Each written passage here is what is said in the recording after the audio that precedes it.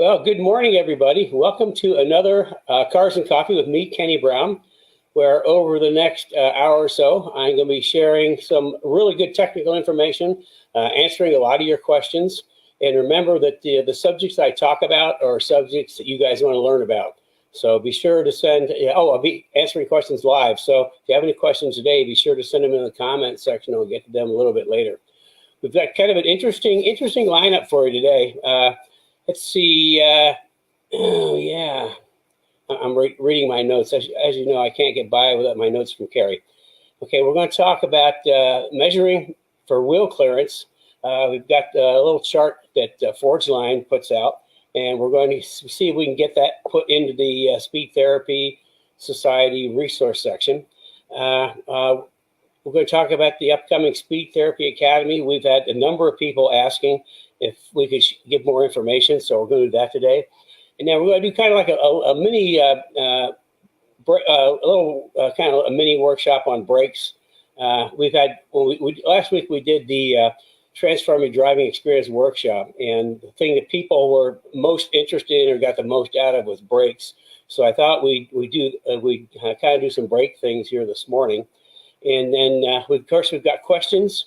And like I say, we've had a number of people asking about the Speed Therapy Society. So we'll be giving some more information. I see Joe's here already, and Calvin, Facebook user, who knows that is. I think Carrie says you have to click something so we know who you are. Otherwise, you're just the anonymous Facebook user. Okay, so let's go, moving right along. Let's start with measuring wheel clearance. Now, as you know, Forgeline is our premium wheel. I mean, we use Forgeline wheels a lot. I mean, they're not cheap. They're a really expensive wheel, but they are the absolute best that's available, period. I mean, you're not going to find a better wheel than Forgeline. And they have a little chart. I'll kind of hold this up so you can see it. And you just kind of fill it out, and it asks for a whole bunch of measurements, and they give you kind of a chart over here to show where you're going to make those measurements, and you fill out those measurements and you send it in, and they'll come up with the right wheel and right wheel spacing for you. So I think what we're going to do is we're going to have this. I only have a copy of this. I don't have the scan, so we'll get that scanned and we'll get it out to the Speed Therapy Society, Kenny Brown Speed Therapy Society private Facebook group. Got every single word in this morning. But yeah, I kind of asked it. Look at this one backwards. It talks about the window that the wheel will fit in, the offset between the face of the wheel, where the calipers are, and we're going to talk about. See, I do have my caliper template. That'll be under the brake section. Anyway, that's where we are on wheels. Again, let's see. I think what we're going to do, I'm going to do some questions. Then we'll talk a little about the Speed Therapy Society, and then we'll do my little brake thing. And I got stuff scattered all over this place to show you this morning. I got rotors, I got brake ducts, I got fluid lines, templates. So it'll be kind of good. Oh, you might notice I am wearing my wrong side Speed Therapy Academy polo shirt today. That's something when people join the Speed Therapy Academy, that's one of the first things they get. They get a little care package that has a notebook back there and a polo shirt. So let's go down some of the questions. BC wants to know, how do I install an IRS in my New Edge Mustang? Well, that's pretty darn simple. All you got to do is get one and bolt it in. It bolts right up. I mean, the New Edge came out in '99. That's when IRS came out. So all you got to do is get yourself an IRS and bolt it in.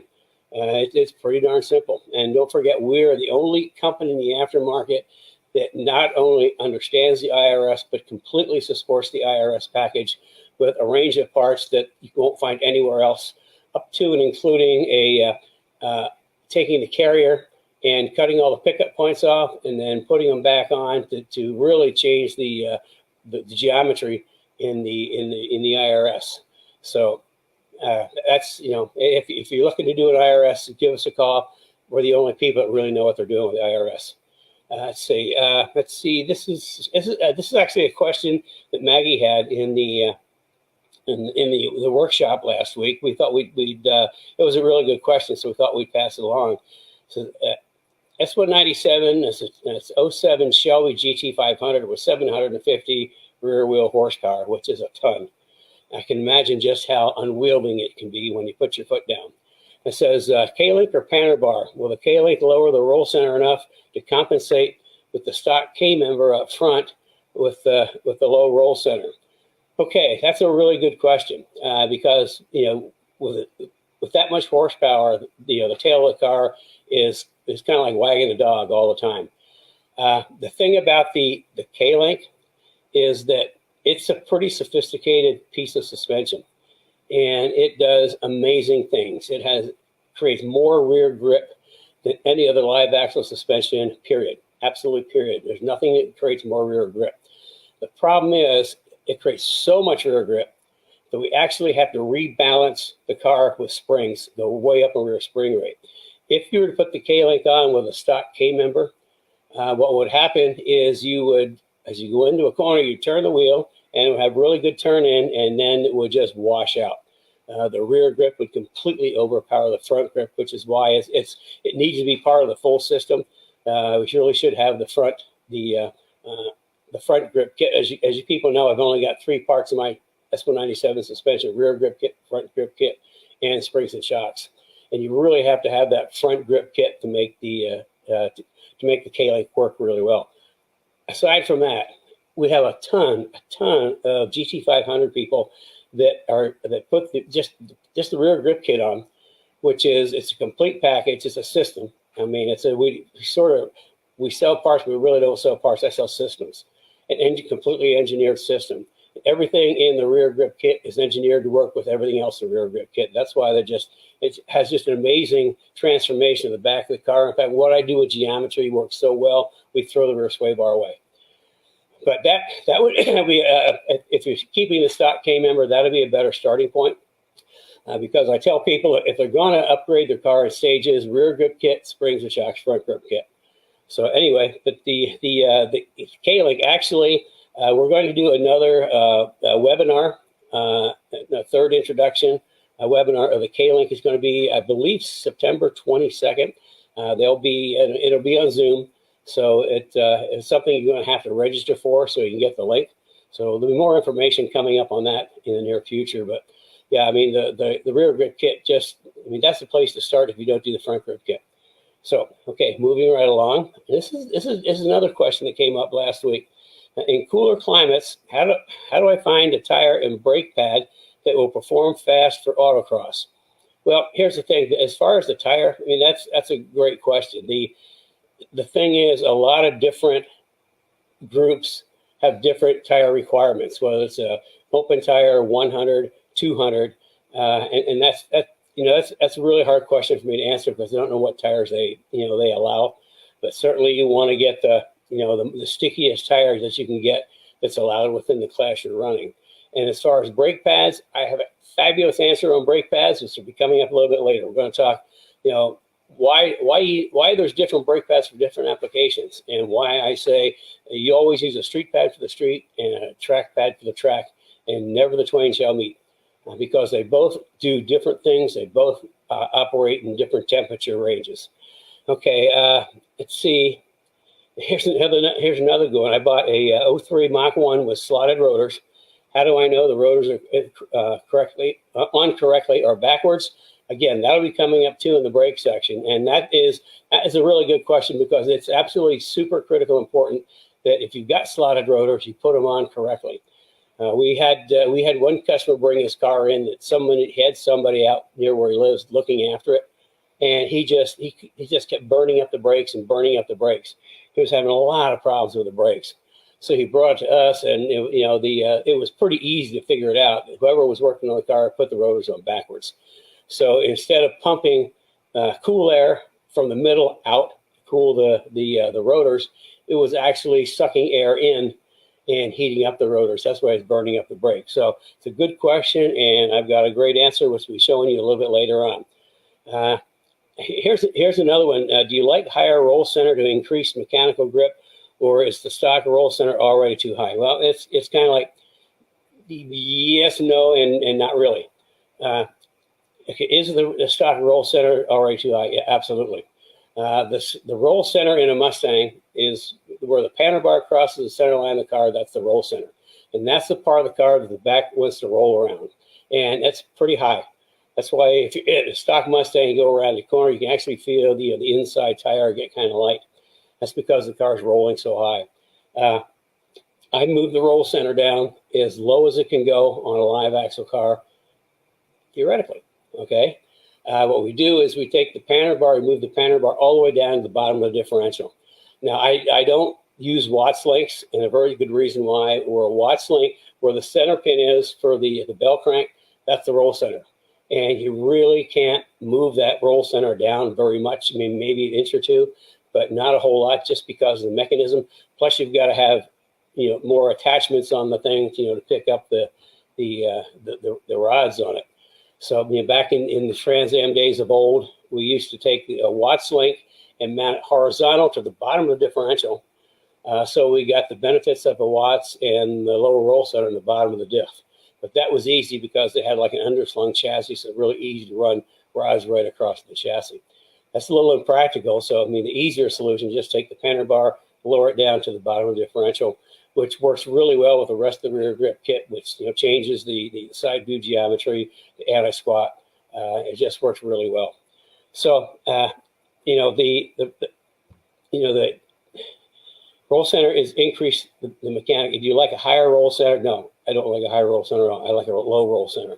In the whole AGS 4.0 system, the rear grip kit, front grip kit, we bring the rear roll center down, the front roll center up. So as you go around the corner, the car doesn't want to roll out on the front tire. With a stock Mustang lowered, you've got the rear roll center is really high in the back, and the front roll center is underground, which means it goes around the corner, just rolls all the way onto that outside front tire, which is why you turn into a corner with a Mustang going fast, and it starts to understeer because that tire is getting completely overloaded, all the weight's on it. So anyway, low roll center, and the rear grip kit lowers it to the bottom of the differential, which historically has been as low as you can take a live axle rear roll center until now. And if you sign up for the K-Link webinar, you're going to see how ingeniously I have taken and lowered the rear roll center even more. That's why they have so much darn grip. So, okay, let's see. We've got through our questions this morning. I think. Okay, why don't you jump in here? Let's take a minute to talk about the Speed Therapy Academy, because we talked about it in the workshop this week, and we've had a number of people send in asking if we could explain more about it. And let me, real quick overview is the Speed Therapy Academy is something that grew out of what we started the Cars and Coffee just to answer questions, and as you guys know, it grew and grew and grew. And then we started doing like the little workshops, and which shares a lot more information than I do in the mornings, but about the same, but it's kind of compact into 1 week. And then from there, for the people that really, really want to learn more, really want to see what's rattling around in my head, we just started the Speed Therapy Academy, which started out as a 14-week course, but I couldn't get it all in 14 weeks. It's now a 16-week course. It's 2 nights a week, Tuesday and Thursday on Zoom. So it's just like being right in the same room with me, because people can interact. And the Tuesday night, we call it an immersion session, where I'll take one subject and we'll just take a deep, deep dive. We just spend the entire evening on one subject. And then this Thursday night, either is an overflow from Tuesday, or we have group coaching, or every couple of weeks we'll have a master class where some friends from the industry that are experts will come in, talk about their area of expertise, and then open it up for our people to ask questions. So, I mean, you talk about, if you really want to learn something, if you want to go to the track and not have to have anybody talk to you, you just do your own thing and you become really, really good. This is, you'll learn how to do that. I tell people the 2 worst places to get information are the internet and a paddock. So, I mean, there's so much more to it. That's just kind of like the big picture overview. Carrie, why don't you jump in here and help me out? Okay, well, I think I'm gonna just share, because I think it's always good to see visually what the program's about. So I'm gonna share the website on it, and just so we can kind of go through this together. So let's see, there we go. So anyway, let me take this banner off here. There we go. So anyway, this is the website, and Brad will be listing the link in the comments area. And what's interesting about this program is, if you've gone through the workshop, you know what Kenny teaches, and if you've hung out in Cars and Coffee, you know. Well, this program goes beyond. I mean, it's like 10 times or more what you're already learning from him. He really shares a lot, and you know, it's kind of like having a pro in your pocket. I mean, think about it. Whether you're just starting out or if you have years of experience, you're just going to learn a lot from him. And the reason, Kenny, you can tell him why you do this. Why do you do this? I mean, you have this mission in life, and I think it's really cool. Yeah, it's kind of like, I mean, I've got a really, really long career. I mean, over 50 years in professional motorsports and building, you know, great street cars, track cars, and championship-winning race cars. And, you know, it's like, a long time ago, I just stopped looking on the internet because the information there was so misleading, so wrong. And I just decided, you know, we started to answer questions just to kind of get, I'm going to say, real information based off of my experience. You know, not something I read somewhere, not something I heard from somebody else. You know, what I share is my actual physical experience of doing this for so long. And if you consider in the Mustang world, you know, I've won 7 national championships in SCCA pro racing with Mustangs. So I know a little bit of what I'm doing, you know, and I've worked for IndyCar teams. I've worked at the Daytona 500 for teams multiple times. I've just done a lot of stuff. So, you know, like there's a lot of stuff rolling around in there, and, you know, I'm at the point in my career that, you know, why don't I share this? I mean, give people real information. I mean, I can't take it with me. And there's a lot rattling around up there. So if I can just dump some of it out and people can absorb that and get real quality information, you know, I'm really happy. Because the whole idea is if I can help stop you or help you from not making one of the mistakes I made a long time ago, it's a good day. Because, you know, if you got to plod through on your own, it takes a long time to figure this stuff out. So, you know, why not, you know, cut it short and just hear what I have to share with you. So. Okay. You know, I'll put this back up. There we go. So anyway, I'll just kind of briefly go through this. So at the top, it's kind of like what Kenny teaches is like if you went through one of his workshops or even this, he tells you why things happen and things like that. But the workshop really digs deep into how to take your driving passion to the next level. And, you know, what we found out, there's nobody in the industry doing this. There's nobody sharing their knowledge. And so, you know, if you want to learn something and learn from a pro, this is the course to take. Let's see. Also, this is for, again, it's learning how to take your car to the next level. And this is for the series driver from beginning to advanced to pro. I mean, we have people, and it's also for performance streetcar people, all the way up to, we have people in NASA in the group. So all of them get something out of it. And so it's really about not only knowing the why, but how. And by the end of the course, he takes the course and teaches the fundamentals of car building, and then takes it into car preparation, into car setup, and then into tuning at the track if you're a track person, and then also driving instruction. And it's really pretty interesting. Yeah, so you do virtual driver coaching.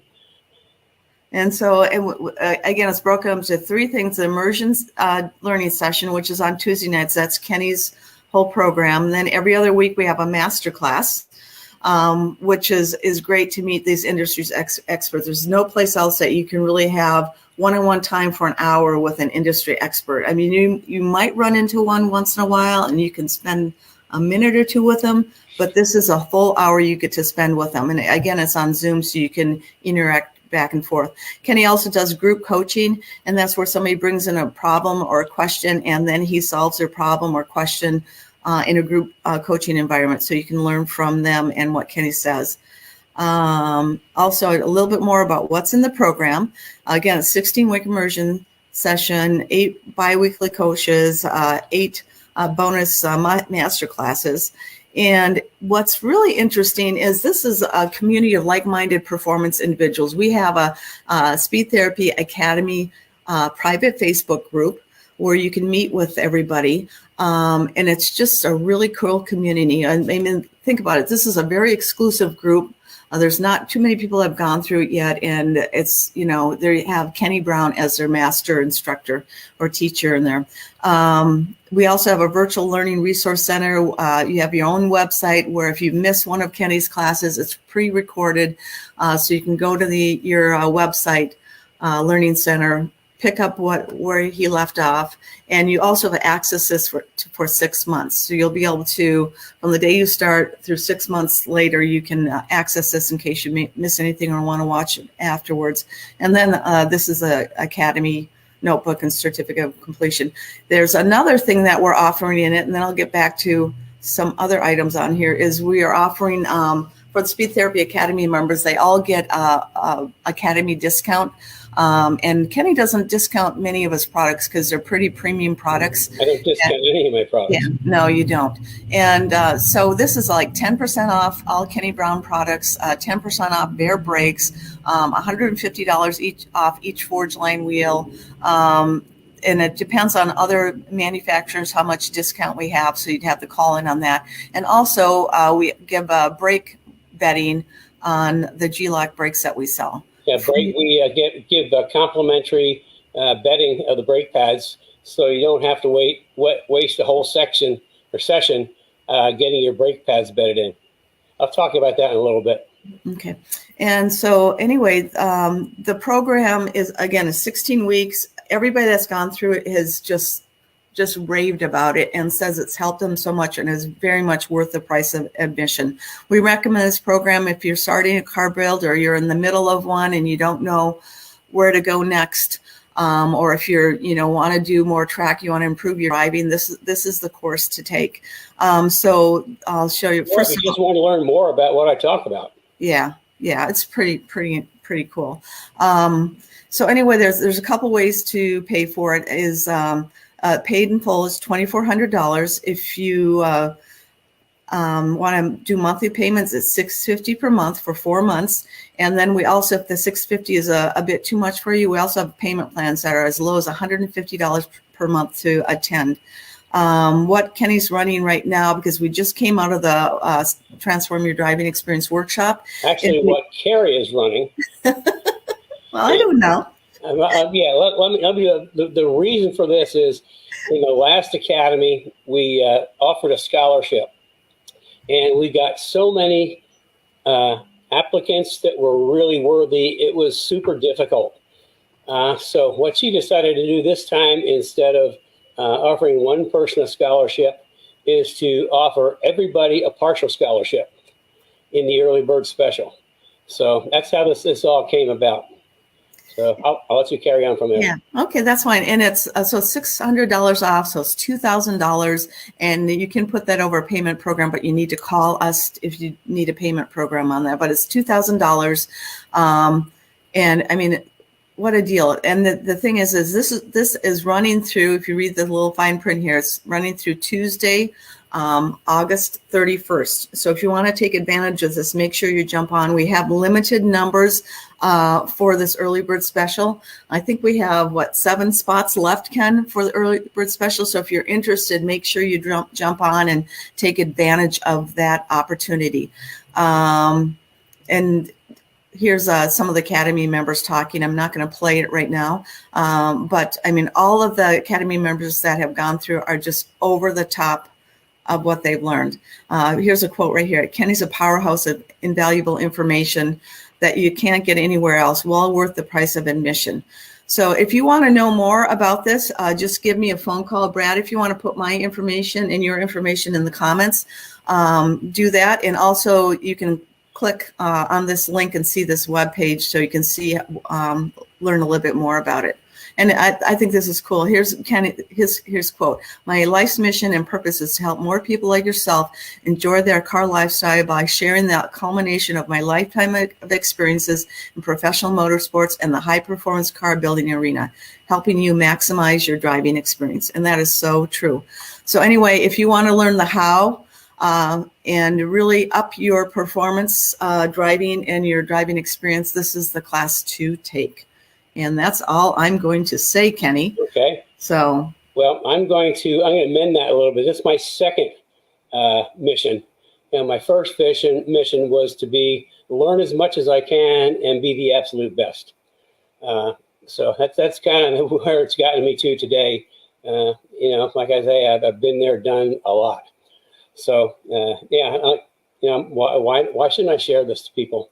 I know we've had some people say competitors are trying to sneak in and see some of this stuff, and we're if you've been with me for a while, I talk about we're the most copied people in the Mustang market. But it's interesting, people copy what I do, but they really don't understand why. So when you take the academy, you'll understand a lot of the whys and why I do things. I have a comment right here. It says Facebook user, but this must be somebody from the Speed Therapy Academy. It says, make sure to check out the Academy. There's an amazing promotion. No, this is probably Brad. Amazing promotion going on. Okay, I thought it was a testimonial there. But I know we have some Speed Therapy Academy alumni in here today, so speak up. Let us know that you're there. I think I saw Joe Johnson there. So anyway, Kenny, go ahead. I forgot what I was talking about. You jumped in, interrupted me. My train went. I think we were going on to, you're going to start on the brakes. Oh, brakes. Okay, brakes. I'm really big on brakes. Brakes are important, and I like really, really good brakes for a couple of reasons. Number one, they help you stop when you're going really, really fast. And secondly, you can use your brakes to really significantly improve your lap times. And we'll talk about that in a little bit. But the first thing you need to know about brakes is actually energy. Now, your Mustang is 37,800 pound lump of mass rocketing down the straightaway at 120 miles an hour. And there's only a few ways to slow it down or stop it. Trees, guardrails, and concrete barriers are the least desirable, although they are very effective. It's more desirable to use your brakes. So what happens when you put your foot on the brake pads and rotors take that kinetic energy of that mass moving at high speed and turn it into heat energy. That's why brakes get so hot. They're taking kinetic energy and converting it into heat energy. And by converting into heat energy, they're slowing that mass down. So that's why, a lot of people don't understand the importance of knowing the heat in your braking and your brake pads and your rotors. So we're going to start with it. See, I got a lot of stuff hanging around here. I think I'll start with my big old rotor back here.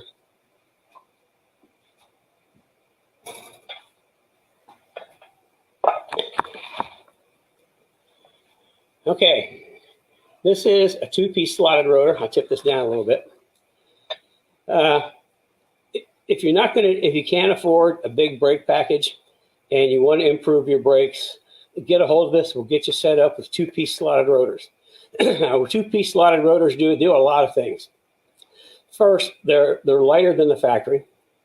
Secondly, they have these slots. Now, what these slots do is it has two functions. One is to help clear brake dust. The second is when you've got a brake pad on a rotor, at high temperature, they actually will build up gas on the trailing edge of the pad. Back in the early days in the '86 Celine cars, in the racing the ENCORE, the SCCA Pro Endurance Series, we had obviously had to change brakes multiple times in 12 and 24-hour races.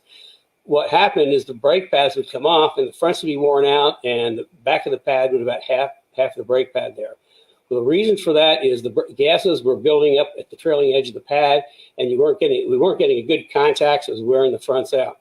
By having these slots, it'll evacuate that gases that get trapped at the back of the pad. Okay, another thing is that because the outer ring is steel and the inner ring is aluminum, they don't really transfer as much heat from the rotor into the wheel bearing or into the wheel. So that's why they run so much cooler. And they're vented inside, so they actually pull the air out. Now, a brake rotor cools itself from the inside out, which is why we put brake ducts in the middle. We'll get to that in a minute. Another thing, while I've got this up here to talk about, is temperature. So the question is, how do you know what temperature your brakes are really running at? I know people ask if they can use a laser temperature thing to check their brake temperature. And no. All that's going to tell you is what the cool down temperature is of the rotors. What you want to know is what is the peak temperature of the rotors. I don't know if you've seen like endurance racing or at night, going into a corner, all of a sudden the brakes just glow bright red. That's because they're getting really, really hot. That's the temperature you want to know. What is the maximum temperature those pads are getting up to? Now, this little thing right here, that's called brake rotor paint. It's really handy stuff. I think we sell more of this than anybody else in the aftermarket. And it's one color. You know, back when I started, you had to have 5 different colors and you paint them all on, and each color would kick off at a different temperature. So you had to check all the temperatures to see what temperature your brakes were running at. But with this, it's just one color. It's really cool. And they give you a little chart that kind of tells you, let's see if you read that or not, but you match the color up to the temperature range, and that'll tell you what temperature your rotors are running. Now, mine typically run on my cars about 1,200 degrees, so I pick brake pads out accordingly. Now, see, because I got it up here, I want to touch on brake ducts. If you're doing track, you really have to cool your brakes. Like I say, my brakes on my Mustang run about 1,200 degrees with brake ducts. Without brake ducts, they'd be off the chart. And my brake ducts are completely unique, although somebody else is sort of copying it. But I've been doing this since SN95 days. But if you notice, it's not round. I use a 3-inch brake duct, but it's oval. Well, the reason for that is by making it oval, we can actually, if you can see, all of the air coming in goes directly into the eye of the rotor. So 100% of the air hits the eye of the rotor, and once it's in there, the vanes will pull it out.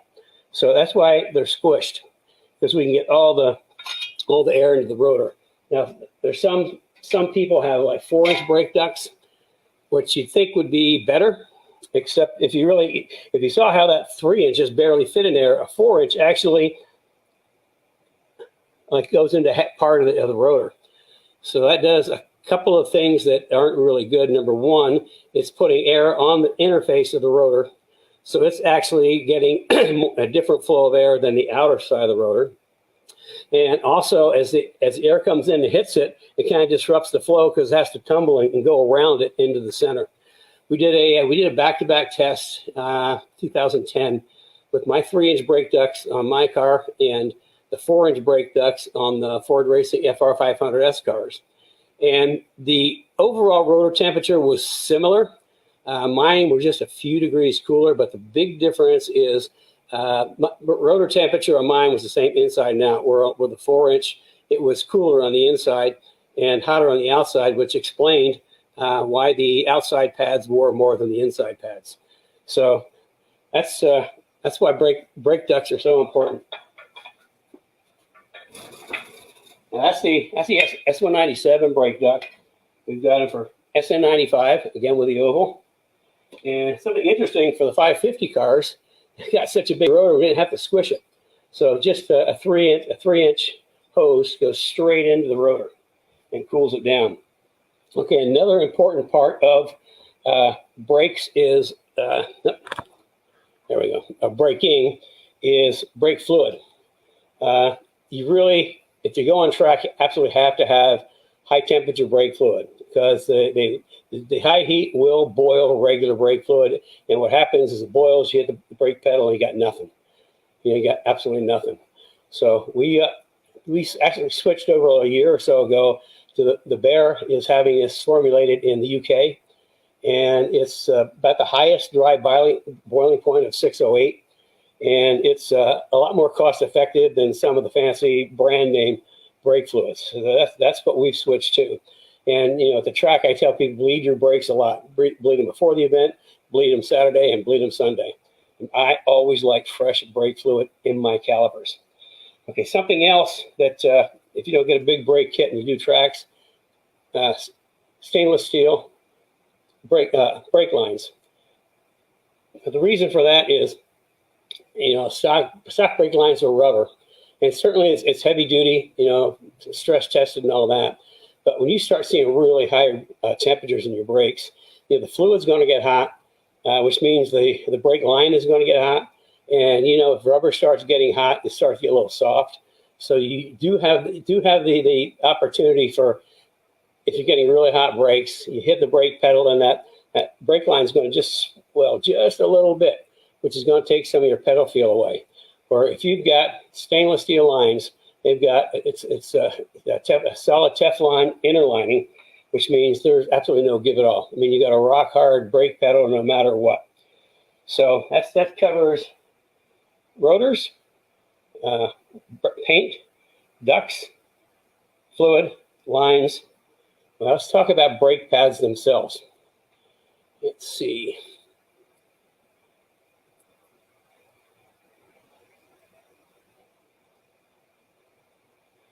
Okay, here's a little chart I put together of the brake pad system that we've kind of developed. This is what we switched over to about a year or so ago. It's working out really, really well. And you can see each one of these brake pad compounds has a different operating range. And if the street performance goes from 0 to 800, now a regular OE type pad, I don't know for sure, but I'm guessing that they work from like -20 to maybe 300-400 degrees. But above that, they'll wear out really fast. There's three elements to brake pads: wear, heat, and friction. If you're living in the optimum range for the brake compound, you get good wear, good friction, and good heat. If you have a compound in like a street pad that on track, and you start getting above the operating range of the compound, then the wear increases dramatically and the friction decreases dramatically. So that's why I always have to pick the right brake pad for the right application. So these are the pads that we now offer, and I'll kind of go through them. The street performance is good from 0 to 800, which is a little more than other performance street pads. And then we've got an autocross pad, which goes from 0 to 1,000, which should be more than enough temperature to handle brake temperatures on autocross. In fact, a lot of autocross could probably get by with the street performance, but the autocross pad up to 1,000 degrees would be even better. And then there's the novice track. If it's first time or so on track, then you're not going to see really high brake temperatures because you're not going to really get into really hard braking. But after a couple of events, you're going to start braking harder and harder, and the temperature is going to continue to rise. So the going from 74 to 1250. Now this is also a pad you could drive to the track, although because it's more of an aggressive compound, I really wouldn't be recommended for daily driving because you'd probably pick up some dust and noise because it'd be operating below its desired operating temperature. But that's, from 74 to 1250, kind of gets you through the first couple of track days, and you can drive it to the track. Now, the next pad up is from 118 to 1400. My brakes on my car run about 1200 degrees, and this would be an okay pad for that. But that 1200 degrees is really close to 1400 degrees. I want to be closer to the middle of the operating range. So the next pad up goes from 173 degrees to 1800. That is kind of like a really good pad for track days because if you're running 1200 degrees, that's sort of in the middle, and that's where you want to be. But there's like little combinations like for a lot of track people. I'll have them use the 1800 and 1400, 18 on the front, 14 on the back. Maybe for some people that really aren't advanced, might even go with 1400 front and 1200 rear. And then we keep going up from there. I mean, the harder you drive, the faster you go. The more aggressive brake pads you need, the more temperature you make. And then we've got a race pad that's from 225 up to 2100. And then we've got a pro race pad that goes from 610 to 2100. Now I had, you really need to match your pad to your temperature. I talked to a gentleman maybe 2 weeks ago in one of my 15-minute consults. We were talking about brake pads, and he said, you know, the brand that we were using now, he didn't like them at all. He said they were terrible pads. And I said, well, what compound were you using? He said, I was using the 18. He said, the guy that sold it to me said, I have a heavy car, it was GT500. I have a heavy car, I needed the best brake pad. Well, you take a look at that, and the operating range is from 610 to 2100, which means that, you know, if your brake pads aren't operating in that 14, 15, 1600 range, they're out of range. So what's happening, he had too aggressive a pad. He wasn't getting them nearly hot enough. So they didn't work very well. They made a lot of dust and they squeaked. That's something, if you ever hear like a car on track, on a racetrack and the brakes squeak, their compound is too hard. They need to drop down a temperature range. So that's why it's important getting the right range for what you're doing. And you know, you can, if you're interested and need to have some direction, you know, sign up for one of my 15-minute consults. We'll talk about your car, what you're doing, and I'll come up with some compounds for you. The other thing is these can be pre-bedded. Now, what is brake bedding? Well, anytime you've got like a competition pad, they have to be bedded. What that means is they have to reach critical temperature so that all the volatiles from manufacturing boil out of the pads. And that's done by repeated high-speed stops. Stop, let it cool a little bit, stop, let it cool a little bit. And you keep doing that until one time you hit the brakes really hard and the pedal is hard as a rock and you smell brakes. That tells you that that's the time to stop. And you take your foot off the brakes and you gently drive back to the pits, let them cool completely. And the next time you go on track, you have demon brakes. So with these, we can get them pre-bedded because typically that'll eat up at least one session bedding brake pads. And so this kind of eliminates that. You can just put them on and go. So, and then also with rotors, you need to kind of season them. You got new rotors. You can't go out and hammer the brakes. You got to, you know, bring the temperature up gently to get to the point of operating. So that's why it's so important to get the right brake pad for the right application. You know, if you've got too soft a brake pad, like the 1200, and you're running a Mustang pretty fast, and you're going to be right up on the edge of that 1200 degrees, and they're going to, will it take it? Yeah, it'll take it, but you're going to see a rapid increase in wear and a decrease in friction. So, and then the same thing, if you get too aggressive a pad, it's just the opposite. It's not going to work. So, okay, that's my little chart on brake pads. I think that's everything on brakes today. That was quick.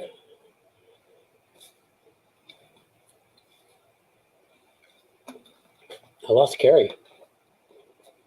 She's up there somewhere. Hello. Okay. Well, while she's finding herself, this is the polo shirt when you join Speed Therapy Academy. You also get a notebook, and you've been with me a while. I just harp on notebooks. You have to have a notebook for everything. Notebook with lots of dividers in it. So for each of the sessions, you can take notes. There's paper in the back. You can take notes and keep them in your notebook because that stays with you forever. I mean, I talk about notes for everything. So while she's still missing, this is the curriculum. I'll just kind of go through it real quick. I see her picture if I haven't heard her. So, I'm here. So. Okay, you want me to go through the curriculum real quick and then we'll do questions? Of course. Okay, week one is, kind of like welcome, getting acquainted, and that's where we start on chassis tech. Week two gets into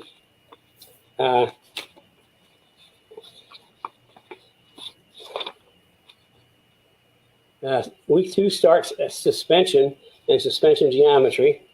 Week three is more suspension geometry, which is something I'm extremely expert in. That's why my suspensions work so good. I mean, I've been studying Mustang suspension geometry for 30 plus years. And very few people out there understand geometry. If they did, they would never use a torque arm. We talk about that quite a bit. And then let's see, week 4 is shock absorbers. We go through a lot of shock absorbers. In week 5 is brake tech, which is a big expansion of what I just talked about today. Let's see, week 4 or week 5 is more brake tech. Week 6 is wheel and tires. 7 is cooling, plumbing, radiators, oil coolers, along with the plumbing that goes with it. We have a really good guide that comes in. So for wheels, we have Steve Shard join us from Forge Line Wheels, and he gives a master class on wheels. Really, really interesting. And then for the radiators and plumbing, we have Eric from BAT, where we get our AN lines, our air equip and all that. And we had Fluidyne on last too. Ryan. Yeah, we had cooling. We had Ryan from Fluidyne talking about radiators, which again, a lot of interesting information. Then week 8 is engine and driveline. See, week 9 is aero. Aero is a big one that everybody really, really likes. And it takes 2 weeks. I got so much information aero to share. That's 2 weeks or 2 nights. And then let's see, week 10 is safety. And we had Ben from Impact Racing come on and talk about restraints. And he explains things that you never really thought about in harnesses. And then we also talk about fire systems, fire extinguisher, fire suppression systems. And we had, I can't remember his name from SPA. Yeah, talk about fire suppression systems, which is really interesting. And then let's see, 11 is we start getting into prep, car setup. 12, at the track, learning how to tune. 13, how to use your bodometer. You like that? How to use your bodometer for track tuning. And then we get into checker flag week. We start virtual driving coaching. And then after that, we do actual real virtual driving coaching where people send in their videos, and we'll go through and I'll watch the videos, and I'll kind of give them some suggestions on how they might be able to drive a little better, use more of the track and be a little quicker. So that's kind of it. And then I think the virtual coaching, somebody made a wise ass comment a while back about we said do virtual driving coaching, and they kind of made a snide remark that that's impossible. Like I say, don't believe what you see on the internet. So I think I covered. Oh, and also when you graduate, you get a certificate of completion, and it comes in a frame, ready to hang on the wall or put on your desk. And something we started this last one, we're going to continue if we can get them, is I spend like 2 weeks talking about at track and cause and effect. And it's all based off of what I learned back in the 70s from a guy called Carroll Smith. He wrote a series of books back then that were, I absorbed every one of them. It was like tune to win, build to win, engineer to win, drive to win. And a lot of what my early career came from those books, education. And I was telling people that, they've been out of print for a while. And I just looked up to see, what they were, if there was any like online, like used copies, only to find out they're being published again. And one of the things that they're being published is Engineer in Your Pocket Guide, which has all the stuff that we talk about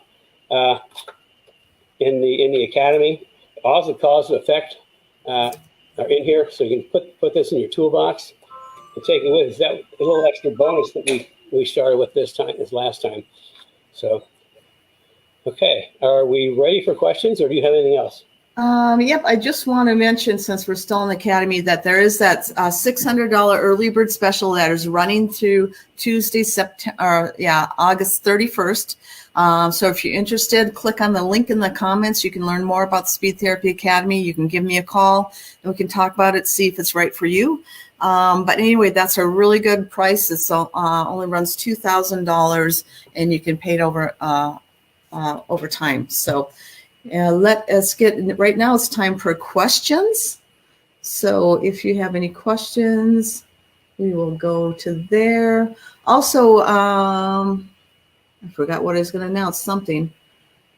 I will think about it. Here's a question from Andrew. It says, I would like to run a 10-inch wide OEM Boss wheels on my 05 S197, but Ford labels them as rear only. I remember you saying that your Apex wheels work. What are your thoughts? The reason saying they're rear only because they've probably got a different offset from the front. I think most, when you get into wider wheels on a Mustang, most of them have a different offset for front and rear. Although with the Apex, there are some that we can run both front and rear on, I believe. That's going to be a Rich question. If you call in, you can ask Rich. A typical setup is 1910 front, 1911 rear, with either a 285/35 front, a 295/30 front, and a 305 rear, or some cases a 315 rear. So my favorite, just non split system is 19x10s with 285/35s all the way around. That's a really nice combination. Unless you're running stupid power, I mean, that works really, really well. Plus, you can rotate your tires. Okay, I know what I was going to announce. Brad did add the link to the wheel tire fitment template. So if you look in there, maybe Brad, you can add it again. Just that's really important for your getting the right wheel fitments. So that's a big thing. Yeah, inset. Yeah, and yeah. Did you never explain what it was for? Why you use it, or is it just too elementary? But the brake thing, that's because I mean you got to be able to. It's about offset and width and tires. I mean, you got to be able to fit them within in that little box. And the offset is how much the wheel moves in and out. And if you get the wrong offset, it might be in too far, it might be out too far. So that's why it's important to get all those measurements, and they can figure out the correct offset for the wheel that you're running. Okay. Here's another question from Rory Merrick. Is braking preferred over gearing down and coming off the loud pedal? It's kind of a preference. Now, I use brakes. When I'm coming up, the way I do it on track driving, race driving is completely different because you're using maximum threshold braking. You stay in the car on its nose every single time. If you do that for track days, you're going to wear out a set of rotors and pads in a weekend. But what I do, I mean, I'm coming down the straightaway. I'll just get on the brakes, and I don't hit the brakes hard. I do a continual pressure. That's kind of like a curve up, and then once I get the kind of like down to where I'm about ready to do my turn in, I'll do a little blip, drop it into third gear, and go around the corner. You can, you take your foot off and let the engine slow it down, but the engine is not going to be nearly as effective in slowing the car as the brakes are. And also, if you do that a lot, that has a tendency to kind of maybe suck oil up past the rings. So I more often would recommend to use brakes and save your engine. Okay, cool. Guess who's in the house? Brian Grinnell. Hey, Brian. Are you going to be there Wednesday night at the Speed Therapy alumni? Well, that's right. She's got to stay every month. There's an alumni meeting, first Wednesday of the month. And it's kind of interesting. The alumni, it's kind of turned into like a private fraternity. So it's kind of like a cool thing. Okay. Brian's comment was he has 285s all around, and that works for him. Yeah, I mean, that 285s on a 10-inch wheel is a really great combination. Okay, if you have any questions, this is last call for questions. So if you have any questions, put them in the comments and Kenny will answer them. Here we go. Kobe Ward, is the Bear Erasmus Plus for GT 500s and a +2 for the rear a good upgrade for S197s that have the GT 500 brakes? That is a great question. And to me, it's a two-parter. One, when I was talking about two-piece slotted rotors, I forgot to mention that we don't put big brake kits on the back of Mustangs because of the C-clip axles. When you put a big brake kit on, the caliper's hard mounted, the rotor's hard mounted, and the C-clip axles move a little bit, which gives you like really nasty pad knockback. So what we do instead is Bear has this really cool upgrade kit. It's got a bracket that moves the stock caliper out, and for a 14-inch rotor. So put a 14-inch two-piece slotted rotor on the back, retaining the factory caliper. The GT500 is a kind of a different animal. And I can't remember the years, but it might be the later ones. I can't remember for sure, but in GT500 rears, we actually have to change like the bracket or something back there to the GT to use the oversized rotors. I can't remember what years they are, but that's something we've run into before. The rear brakes on GT500 are a little bit different. So I mean, we've had a lot of people that just swap out, I believe it's the bracket for the GT500 to the GT and put the big brakes on the back. It's well worth putting a 14-inch rotor on the back.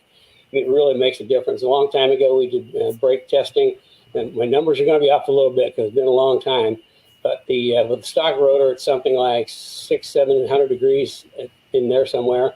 We add the 14-inch rotor, and the temperatures jumped up to like in the 800-900 range. And we put full-on racing brakes in the back, and they're up in the 11 to 1200 range. So it seems like the more brake you put on the back of the Mustang, especially with my suspension, the more brake that you use. So yeah, I mean, you have to call in and check. There's a trick to putting the big rotors in the back of the GT500. Okay, we have one more comment from Kobe. He said he has a GT and has only upgraded the front to the GT500s. Okay, then it's really easy to put the 14-inch rotors in the back, and it's really simple and easy, quick and easy. I like quick and easy. So. Okay, and right now we don't have any other questions. Anybody else have anything else? So one thing I did want to mention, Kenny, and to everybody that's out there that went through the Transform Your Driving Experience workshop this past week, it was a 4-day workshop, and Kenny is adding a bonus on Monday, and he is going over, well, why don't you tell him what you're going over? It's better than me telling you. We didn't have a chance to talk about the driving stuff. I only mentioned the driving stuff, so we're going to talk a little more about driving and how Mustangs, I use a whole different line for Mustangs. Late apexes, and then we were going to use some videos from our Speed Therapy Academy alumni that we used in the academy for driving coaching. So it's kind of like Monday night's all about driving. And also remember, Kenny does a 15-minute consult. So if you have questions that is a little more complex than answering here, you want to talk to him in person, you can schedule that 15-minute consult. And I think so. The bonus session, Speed Therapy Academy, is starting September 14th. So if you're interested, make sure you register for that. We are going to be at an event September 18th. It's a local car show similar to, they're trying to make it similar to the Woodward Dream Cruise. So if you want a mini Woodward. Yeah, mini. So if you're interested, join us there. We will be doing the Cars and Coffee live from that show. So tune in, and it should be interesting because it's our first out of studio show. So we'll see. It might be fun just to sit through and see how many technical difficulties we have. You guys know we're really, really good at technical difficulties. So anyway, I got a question, Carrie. I know you've got the replays of the workshop for the people that registered, and those are up through Tuesday night, I think. Can people still sign up to see the replays? Yes, they have to register. Brad, can you find the link to register for the Transform Your Driving Experience workshop? Yeah, you can do a binge watch on that. And we are going to be playing those replays over the weekend on the Speed Therapy Society Facebook group. So if you're a Speed Therapy Society Facebook member, you will see them there as well. If you did go to the workshop, we do send out an email with all the links. I think it's either going out today or tomorrow, so you can make sure you watch it before they come down on Tuesday. Okay, and they're up through midnight Tuesday. And that's when the early bird special is going down as well. Okay, it looks like we might have one more. Yeah, I don't know, Tony. Is a 285/35 R19. Yeah, that's what I like. Is a 285/35. 285/35 is a somewhat tall tire, and that's what I like. I like my wheel size at like 18 for racing because race tires only come, or for the most part, mostly come in 18s. I like 19 for the street and track days because there's a good selection of tires in there. plus it gives you a little taller tire. Mustangs like tall tires. And to me, 20-inch wheels are for show. So yeah, 285 on a S550. Yeah, on any of them. 285 35 is a great tire package for Mustangs. So there you go. Okay, I think that is it for our questions for today. Oh, we forgot. Next weekend is Labor Day weekend. What's happening, Kenny? ENCORE? ENCORE presentation. I need a day off. We've been going really strong here for a couple of weeks, so it'd be nice to have a day off. But so ENCORE presentation next week. If there's anything you'd like to see again, send it in the comments, and we'll see about getting that episode up. So, okay, if there's no more questions, we can probably wrap up almost on time today. Mm-hmm. So, okay, for those who are going to join me Monday night, I will see you Monday night. For our Cars and Coffee people, it's going to be 2 weeks. Again, check out the Speed Therapy Academy. I absolutely guarantee whatever you spend on the Academy will save you multiple times over in the future. So it's an investment in your future. Trust me, you will save by not making the mistakes I made. Okay, so we'll wrap it up for the day, and hope you all can join us Monday night. There should be something there for you to click and sign up. We talk about driving. So with that, I will either see you Monday night or I will see you in 2 weeks. So have a good rest of your weekend. Bye, everybody.